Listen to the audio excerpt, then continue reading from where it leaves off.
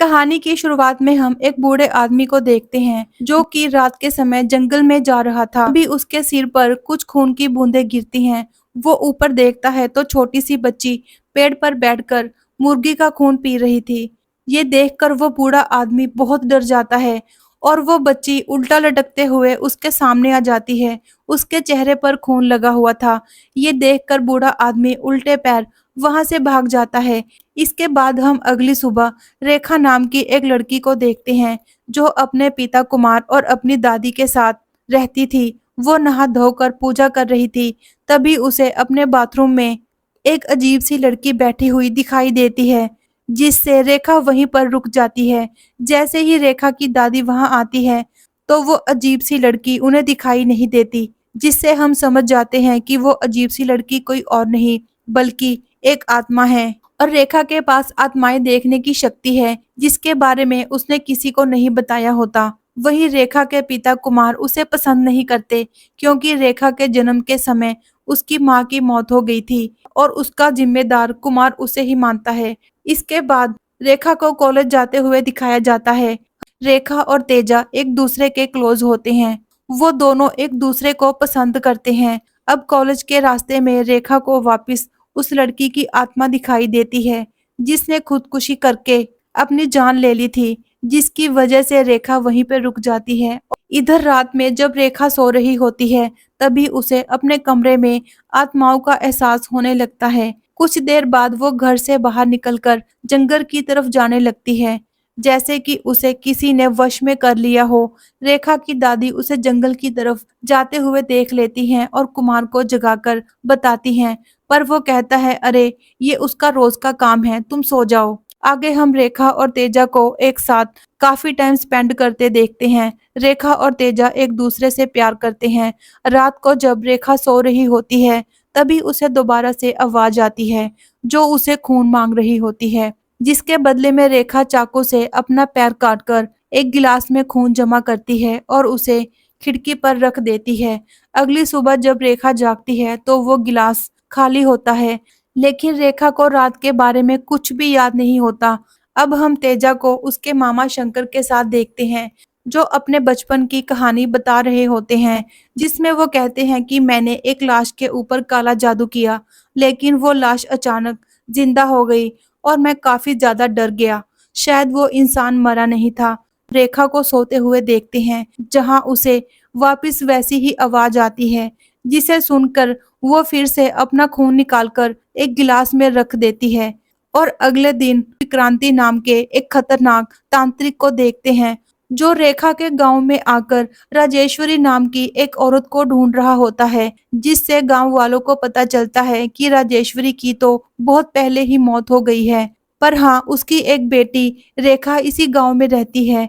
और ये वही रेखा है जिसकी कहानी दोस्तों हम देख रहे हैं। इसके बाद हमें पता चलता है कि वक्रा रेखा को मारना चाहता है, जिसके लिए उसे सबसे पहले ये जानना है कि रेखा कौन है। फिर पता करने के लिए वो रास्ते के बीचों बीच एक नींबू रख देता है और जैसे ही रेखा वहां से गुजरती है, वो नींबू रेखा के पास चला जाता है। इससे विक्रांति को पता चल जाता है कि रेखा कौन है और उसे किस पर हमला करना है। अब रात में विक्रांति उस नींबू पर काला जादू करने लग जाता है। रेखा के ऊपर विक्रांति हावी हो जाता है और उसका शरीर बिल्कुल अकड़ जाता है। उसके मुंह से काला खून बाहर आ जाता है और कुछ देर में सारी चीजें ठीक हो जाती हैं और हम देखते हैं कि नारियल देवी माता की तरफ घूमने लगा है। इससे रेखा की जान बच जाती है। और अब तेजा जब रेखा से मिलने आता है तो वो रेखा से कई सवाल पूछता है, जिसके बाद रेखा बहुत बड़ा सच बताती है। वही है जो काला जादू कर रही थी और वो काला जादू करती रहती है, पर इसके पीछे एक बड़ा राज है, जिसकी कहानी रेखा तेजा को बताती है। असल में रेखा की माँ राजेश्वरी थी, जिसके ऊपर माता आया करती थी और राजेश्वरी ही शंकर की लवर भी थी। पर आगे जाकर राजेश्वरी की कुमार से शादी हुई तो उसे पता चला कि कुमार नामर्द है और उसे राजेश्वरी से इसलिए शादी की ताकि उसका सच छुपा रहे और उसके गांव में बदनामी ना हो। लेकिन कुमार थोड़ा साइको भी था, क्योंकि कभी ना कभी गांव वालों को पता चलने ही वाला था कि कुमार नामर्द है, क्योंकि कुमार कभी राजेश्वरी को बच्चा नहीं दे पाता।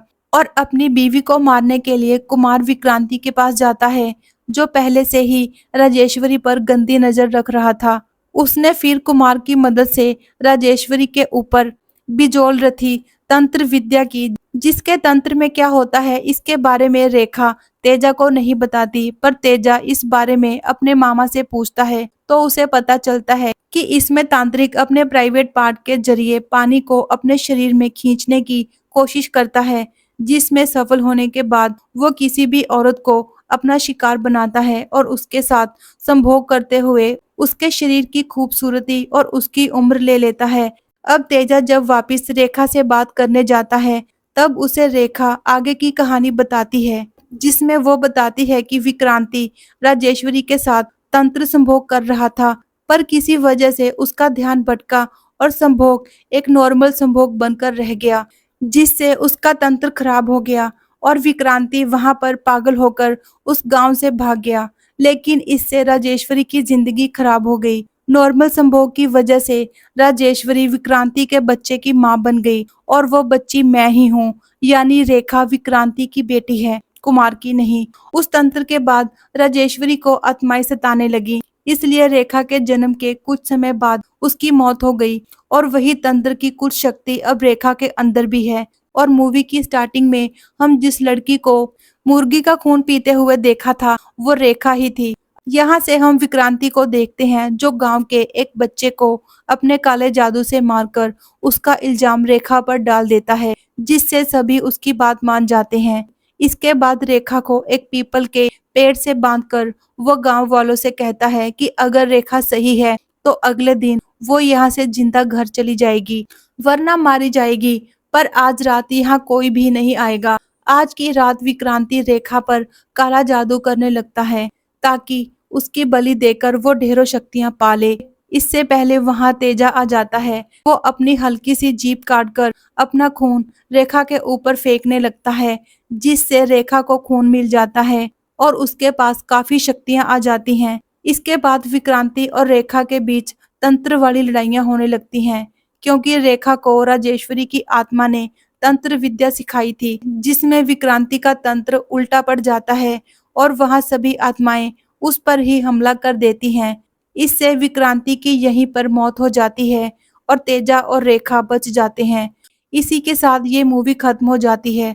तो दोस्तों, आपको ये कहानी कैसी लगी हमें कमेंट बॉक्स में जरूर बताएं। बाकी इसी तरह की वीडियोस देखने के लिए हमारे चैनल को सब्सक्राइब कर लें।